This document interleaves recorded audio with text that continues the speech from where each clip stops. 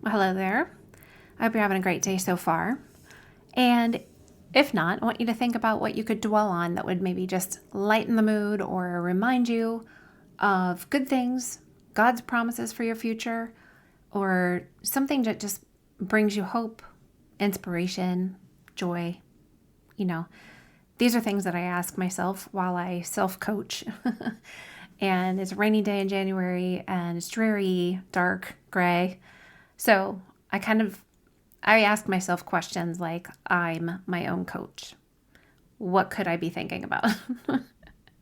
Just to change my mind so that I can shift kind of like what I feel and then what I do, right?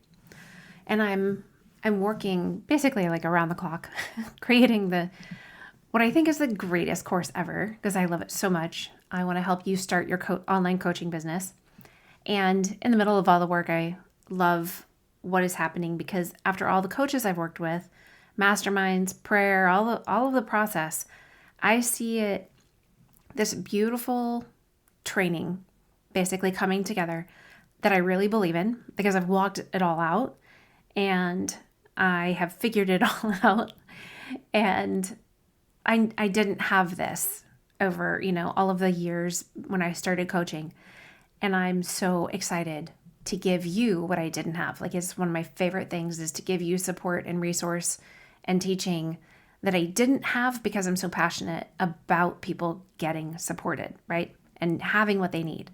And skipping all of the stuff that you don't need to be focused on because you just want to coach, right? So you don't need to be doing research on all of the things that I will tell you how to do simply in a streamlined manner. So the Called to Coach course is going to help you have like a bird's eye view of what's ahead and a microscope on the right next step that's in front of you.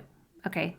The right next step is the key. So in addition to that, once you're in any of my courses, you get to jump on a live coaching call every month and then get coached and ask for feedback on anything.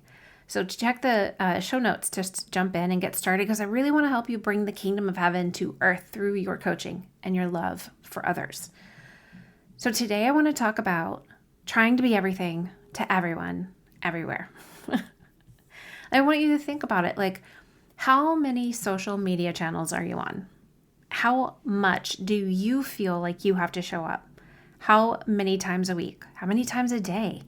How many offers have you created trying to meet the needs of so many people with so many challenges, obstacles, problems, questions? Like, have you created a bunch of offers and maybe you're not making the offer, but instead of making the offer, you keep creating offers because you think you've got to keep, thinking through and developing a bunch of things in the case you might need it. But you might not even be offering it. You might not even be coaching anybody because you're still thinking of all of the things that you might need for them. And if you are working with people, are you working with just anybody, trying to meet everybody? Maybe you just need to make the money, or you feel like you have to meet all of the needs or satisfy yourself that you're working hard enough to, to make sense of the time that you take for yourself as you build your business instead of, making a more grandiose dinner for your family or doing all of these other things that you might feel like you need to be doing. You're taking time to work on your business and you think you have to keep showing up and doing so much and creating so many things and working harder to be everything to everyone and everywhere, right? So if you're a coach on this side of the spectrum, you're probably not setting enough boundaries ahead of time.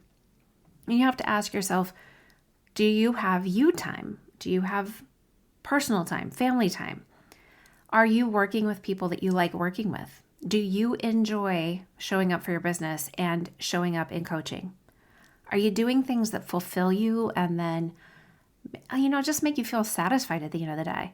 Or are you wiped out and unsatisfied and don't really have a sense of accomplishment because you are spread too thin? You're just doing so many things that you haven't accomplished any of them and you're ready for bed by 5:30. So how do you actually feel when you spread yourself that thin? On the other side of the spectrum, I have coaches who try to be everything to everyone everywhere by not showing up at all because they're basically burying their talents and hiding who they are, playing small, because in their minds, they might not be enough or perfect or, just right for all the Goldilocks of the world. All of these imaginary clients that they think they need to be prepared for. And I'm going to tell you something. I'm not prepared for any coaching call I ever take. I'm never completely prepared because there's one element of coaching that will always make you unprepared. It's the human element. It's the fact that the client is a human and you don't have any control over that human and you don't know everything about that human, so you cannot completely prepare yourself for exactly what's going to happen into that call. I do something called fluid art, a bunch of different things, acrylic pouring, alcohol ink pouring, all of these things. And basically what it means is that I take paints of some kind, I mix them with some type of fluid, that whether it's water or Floetrol, all these different things, and I put them on a special kind of paper or a canvas, and I just move them around and I see what's going to happen. And the element of surprise and curiosity and creativity, and I would say just keep goingness, it turns out that when I'm done, it's never something I could have prepared for. I could not have decided what it was going to end up being because there's a fluid element to it that means it will be something different than I could have imagined. And I really love that. And it actually helps me in coaching when I see that I love the fact I can't be fully prepared. I can't even honestly be halfway prepared for any coaching session because I don't know what my client needs or wants in that moment. If you're trying to control the coaching success by not showing up because you're trying to prepare yourself so much ahead of time, they are not even showing up. You're not even coaching anybody. You're not making offers to coach anybody, paid or unpaid.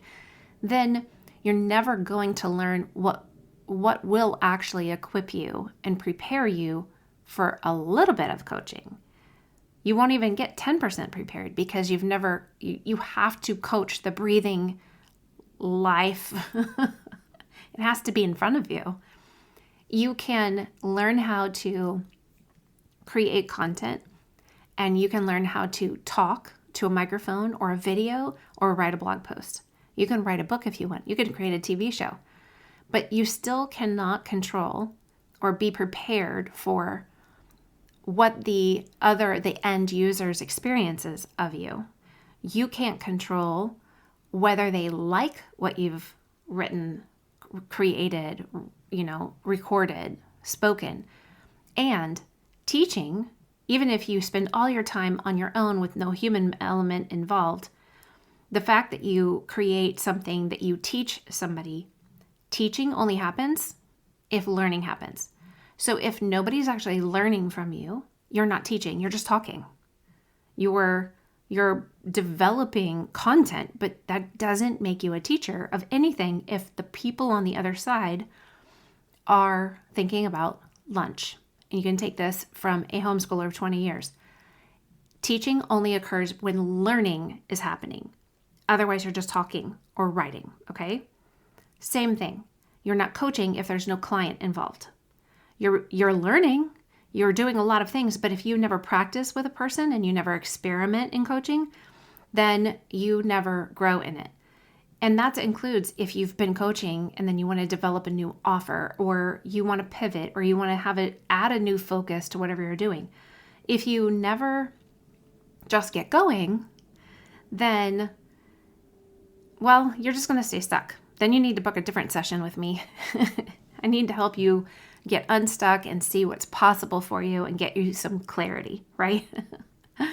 So it's time to set boundaries and determine what you really need to be doing. And there's a statement that says something like, if you aim to go nowhere, you'll definitely end up there. But there's also truth to this statement that if you aim to be everywhere, you'll still end up nowhere. You simply can't be everywhere at once. You can't meet all the needs. You can't be all the things to everybody. And you can't spread yourself so thin and still live a sustainable life that you want. Even not showing up, not making an offer, not coaching anybody, you can still spread yourself so thin because you're so busy learning more, perfecting everything, preparing. So I want you to think about all of the things that are in front of you. Like if you're on social media and you're trying to show up on Instagram, Facebook, TikTok, LinkedIn, Twitter, like you're just doing all the things, I want you to pick one. Then I want you to show up like a boss on it. Be a steakhouse that people choose to come because they want a steak and a Caesar salad and a baked potato fully loaded and creme brulee.